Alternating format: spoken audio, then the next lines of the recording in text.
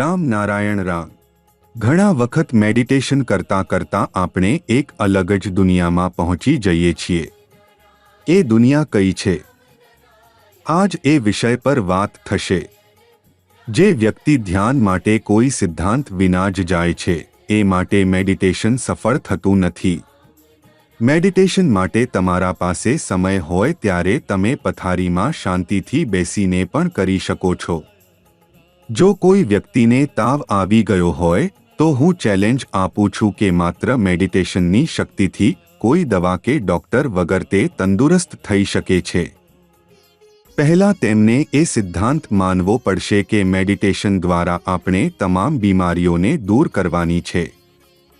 પહેલું પગલું છે સિદ્ધાંત લેવું, ત્યારબાદ આરામથી બેસો અને મેડિટેટ કરો। આપણા અંદર હજારો કરોડ આત્માઓ છે, મન છે, સોલ છે। જ્યારે સુધી તમે તેમના દાસ નહીં બનો ત્યાં સુધી તેઓ પણ તમારા દાસ નહીં બને। જ્યારે તમે મેડિટેશન રૂપ ખોરાક તેમને આપો છો ત્યારે તેઓ તમારું કહેવું માનવા લાગે છે। પછી તમે જે કહો તે બધું જ તમારા આજ્ઞા અનુસાર કરે છે। જ્યારે સુધી આપના વિચારો, ચિંતન અને સિદ્ધાંતો સાચા નહીં હોય ત્યાં સુધી કશું બની નહીં શકે। આપણું શરીર એક તિજોરી છે અને મેડિટેશન તેની ચાવી છે। મેડિટેશનથી આપણે જે ઈચ્છીએ તે મેળવી શકીએ છીએ। પોતાના મન, વિચારો અને ચિંતન પર નિયંત્રણ મેળવી શકીએ છીએ। જીવનની દરેક સમસ્યાથી બહાર આવવાનો એકમાત્ર રસ્તો છે રામ નારાયણ રામ નામનું જાપ અને મેડિટેશન। મેડિટેશન કેવી રીતે કરવું એ પણ ખૂબ સરળ છે। રામ નારાયણ રામ નામના બીજ મંત્રના જાપ માટે કોઈ ખાસ મુદ્રાની જરૂર નથી।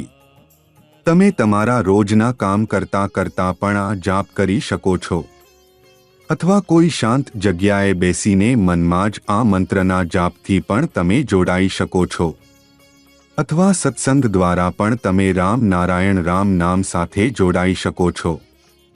મેડિટેશનથી કદી કોઈને નુકસાન થતું નથી। મેડિટેશન એ ભગવાનની બક્ષિસ છે। એને કરવાથી ન સમય બગડે છે, ન પૈસા જાય છે, ન ઊર્જા ખર્ચાય છે, પણ તમે જાતે વધુ ઊર્જાવાન બની જાઓ છો। મેડિટેશન એક નાનું શબ્દ છે પણ તેના અર્થ બહુ ઊંડા છે।